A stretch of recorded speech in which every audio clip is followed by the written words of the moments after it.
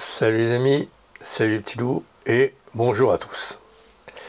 Cette vidéo va surtout intéresser les passionnés de petites bêtes qu'ils prennent en macrophotographie. Je vous raconte tout juste après l'intro.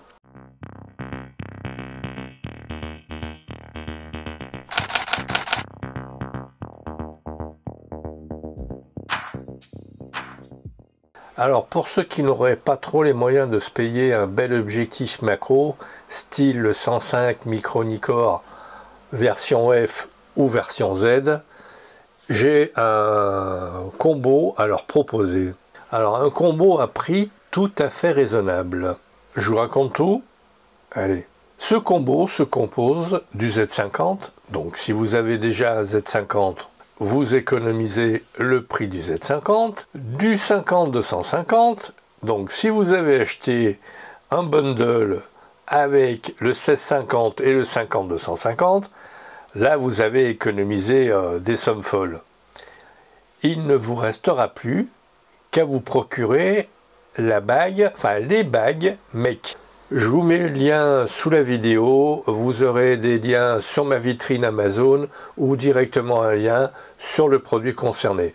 Rassurez-vous, les liens ne vous feront pas payer plus cher votre produit. Alors je faisais des tests encore et encore, mais cette fois-ci je testais mes 105 macros, à savoir le 105 micro Nikkor qui ouvre à f2.8 et mon Sigma qui ouvre également à f2.8. Ces tests avaient en contrepartie la version 50-250 plus la bague à longe Make. Je compare les fichiers et ma bonne fée l'intuition me dit on dirait bien qu'avec la bague à longe 11 mm et le 50-250 on arrive à faire des photos intéressantes. Qu'à cela ne tienne, je reprends donc ma mire, mais pas de façon à avoir l'acuité du 50-250, puisque j'ai déjà fait des tests avec cette optique. Je sais que cette optique est excellente, mais j'essaye de faire des photos en conditions macro. Donc je regarde ce que peut faire ce combo, 50-250 plus bague Make plus Z50. Z50, je vous rappelle, c'est un APS-C, donc on multiplie par 1,5 la focale de base, donc on est gagnant sur tous les fronts. Je fais des photos de ma mire, comme si je faisais des photos macro, je me rapproche de plus en plus.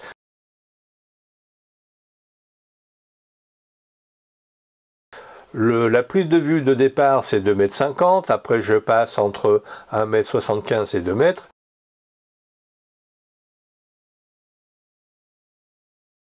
Pour finir à 1,50 m de la mire, 1 m, 1,50 m de la mire.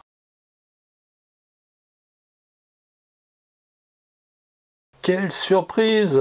Je n'avais jusqu'à présent jamais testé autre chose qu'un 100 mm macro pour faire d'un macro. Alors je ne sais pas, peut-être que j'ouvre des portes ouvertes pour certains, mais moi ce fut la surprise, pas de ma vie, il ne faut pas exagérer, mais ce fut une belle surprise. Alors voici les photos les unes après les autres, faites avec le 105 micro Nikkor.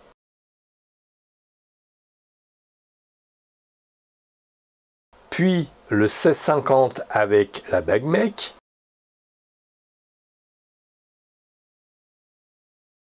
et enfin la bague Make avec le 50-250.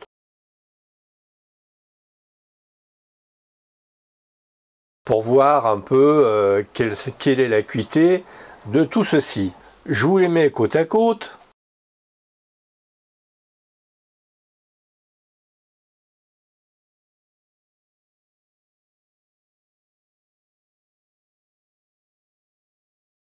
Alors quand j'ai regardé les fichiers sur mon écran 5K, waouh, j'ai reçu une claque.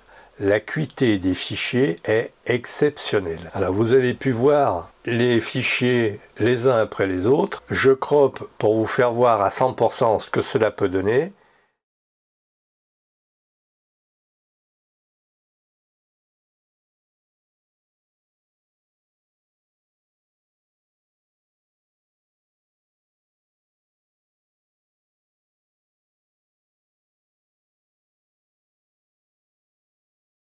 Et effectivement, on peut voir à 1 mètre, 1 mètre 50 de la mire, c'est à couper le souffle. Pétard de sort, quelle acuité et surtout quelle souplesse d'emploi.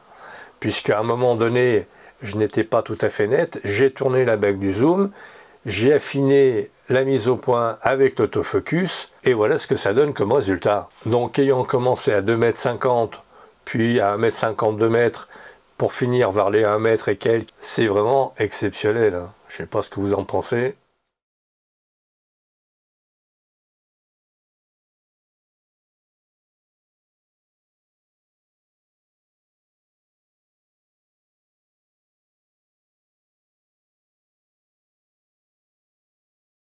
Tout cela pour un prix quasiment la totalité, quasiment pour le prix du 105 Macro Z.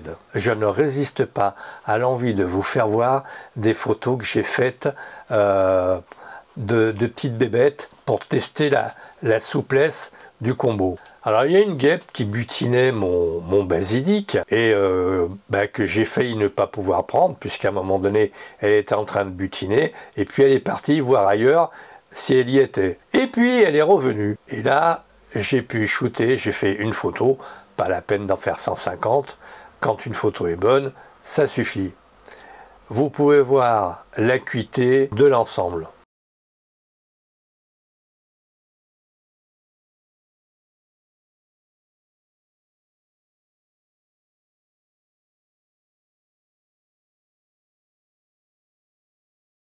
En conclusion, qu'en penser? Tout d'abord, qu'il y a une souplesse incroyable à utiliser ce combo, à savoir la bague, mec, et le 50-250. Je pensais m'acheter le micro Nikkor Z pour remplacer mon 105 Macro F que je suis en train d'essayer de vendre, mais très honnêtement, vu la souplesse apportée par le zoom et l'acuité de ce dernier, je doute fort que l'achat du 105Z fasse partie de mes préoccupations d'achat du moment. Et vous, qu'en pensez-vous? Iriez-vous acheter un 105 micro Nikkor Z ou F alors que pour le prix d'un 50-250 et d'une bague mec, vous pouvez avoir l'équivalent? Allez, faites de belles photos. Merci pour votre écoute et à très vite.